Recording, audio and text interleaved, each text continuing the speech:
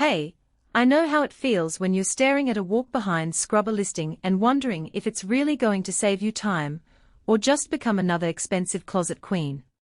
I've talked to a handful of facility managers who jumped straight to the biggest brush and tank size, only to find out their aisles are too tight for a 20-inch path. Before you click buy, let me walk you through the real setup, the daily grind, and the places this machine actually shines versus where it can trip you up. Link is in the description if you want to check the product details on Amazon. First, let's talk about the footprint. A 20-inch cleaning path sounds great until you wheel it into a 36-inch stockroom aisle and realize you're doing 3 passes just to cover the floor. If your aisles are anything under 48 inches wide, measure twice and consider the 18-inch model instead. The 31-inch squeegee is beefy and does pick up water fast, but it's also wider than the scrub deck, so you'll get scalloped edges on every pass if you don't overlap. That overlap eats into your productivity, and with a 16-gallon tank you're already looking at a 20-minute fill and empty cycle in a medium-sized store.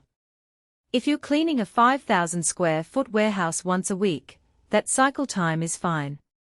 If you're doing 10,000 square foot every night, you'll want a second tank or a hose-down crew on standby. The battery pack is the part that surprises people the most.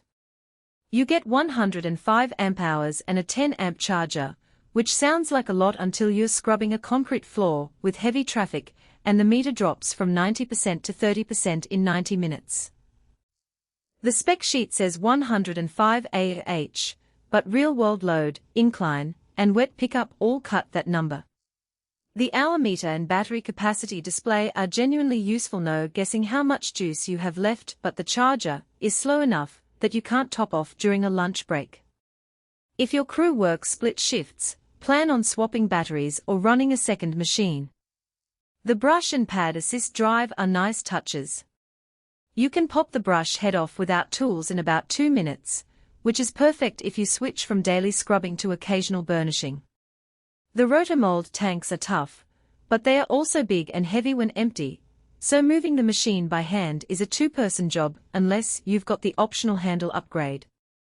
The cast aluminum squeegee assembly is overbuilt, no flex, no rattle, but it means the blade is stiff, so any debris caught under it will leave a streak until you stop and clear it.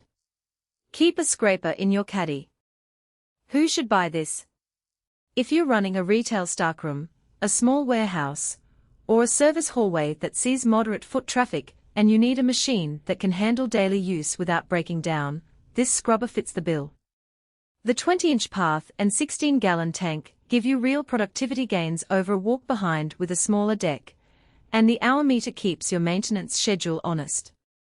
If you're already using a ride-on or a larger stand-up scrubber, this is probably too small to replace it, but it's a great second machine for tight spaces. Who should skip it?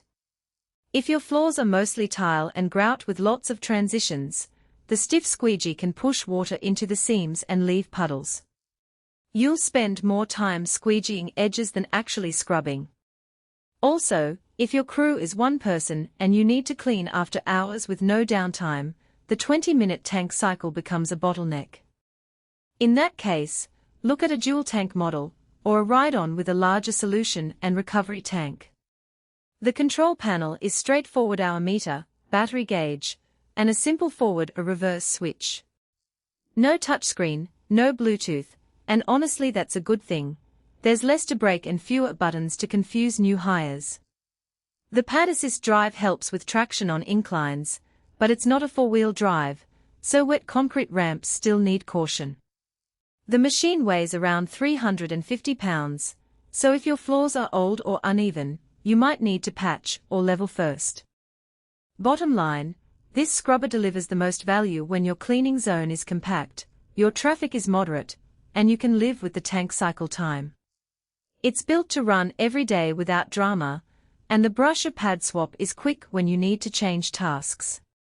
If your aisles are tight or your floors are a patchwork of transitions, keep looking. Check it out, and if it fits your space, the link in the description will take you straight to the listing.